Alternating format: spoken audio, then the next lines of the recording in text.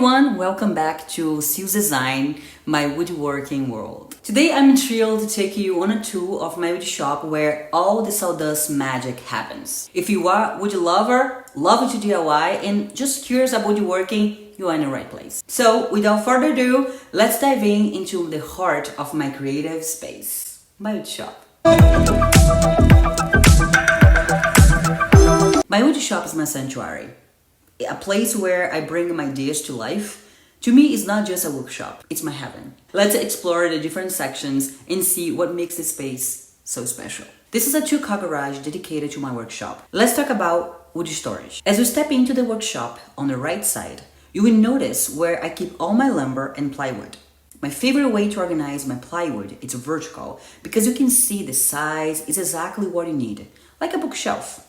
Unfortunately, my ceiling is not that high to fit an 8 feet long sheet of plywood, so I have to keep vertical right here. I have a lumber in horizontal where I keep the long boards to make most of my walls, and the small sizes and thin strips I keep vertical as well. When you have a small space, workflow is not a priority. The priority is make most of every inch. The first tool that you see is my bandsaw. I love this tool here.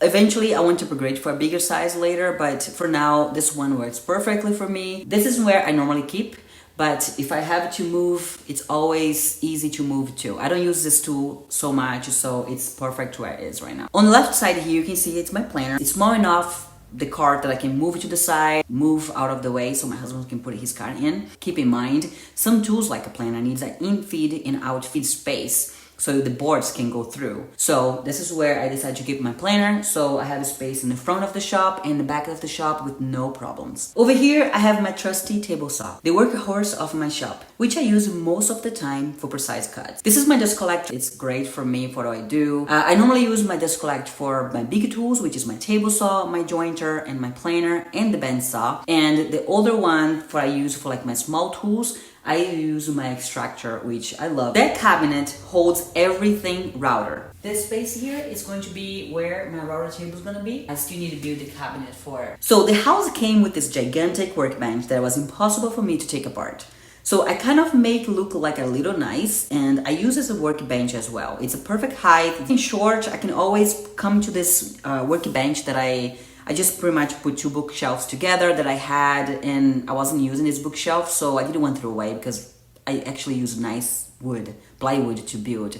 So I just put them together, put like a top that I built a while ago that didn't work out for me, storing all my paint supplies and things like that. Eventually I'm going to put some doors, but until then I want to figure out if I actually like, if it works for me, then I add doors. But let's go back to the workbench again. Everything that you see here on the workbench, on the pegboard, it's things that I use like all the time. On the workbench here, you can see that I have my jointer. If you are looking for like a benchtop jointer, this one's perfect. Okay, so the clamps is all in one place. I like how I organize everything, and I feel like for now I'm fine with the amount of clamps I have. Everybody says that you never have enough clamps, but I feel like I'm good.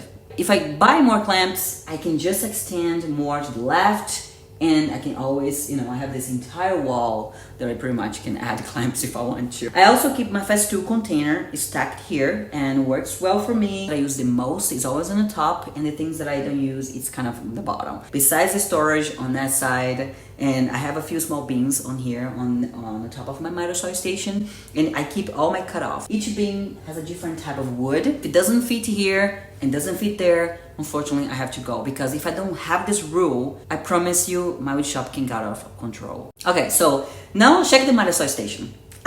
I love this. Pretty sturdy, it's very simple. I use what I had in hand, okay? I didn't use anything new because I was trying to get rid of the most of my scrap too. So I made some dog hole, and I use this crack jig as a stop block. So the miter saw video is coming right after this one. So if you don't want to miss the video, don't forget to subscribe and hit the bell for notifications. I use everything that I have in hand, and so it's pretty good idea to use like a scrap wood. I know it's a big scrap wood project, but I think it's cool, and I did some very fun things that worth to share. Okay, so the end of this area here is where I keep DIY stuff. To figure out where I would keep all my DIY supplies was so hard because it's a lot of stuff. Every time when I need something, I know that each one kind of have a different things. This bin here is for like flooring, the other bin is for drywall, and the other bin is for plants. This wood here, this is going to be my coffee table. So in the next months, you're going to see this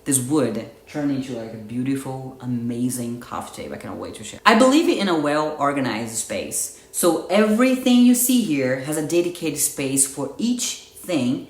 So makes sense to me. Having a shop that's organized and clean, it sparks creativity. So when I bought pretty much every tool that I have here in the shop, I was living out of the state. And I knew that eventually I would be back to Utah. And so everything that I have, everything that I bought was bench top. Everything has to be easy to move, not too heavy. And I do plan on upgrade now that I know that I'm not going to move out of the States too soon and I'm going to stay in this house for a while. I do have some plans to upgrade some tools for a bigger model that would help me. But for now, I think I'm happy with what I have. And right now, I do want to take my time to build some furniture because I missed it so much. So this is what I'm going to be doing right now. Okay, so the shop is 99% done. The only thing for me to do here is add doors in this workbench that you see right now, like the small workbench. But I want to make sure the workbench is going to work for me, you know, because I may take apart and I may build something taller or maybe actually work, you know. So, and the other thing is add pulls to my Microsoft station door. Thank you for joining me on this WoodShop tour. I hope you enjoy, get a glimpse of my woodworking world.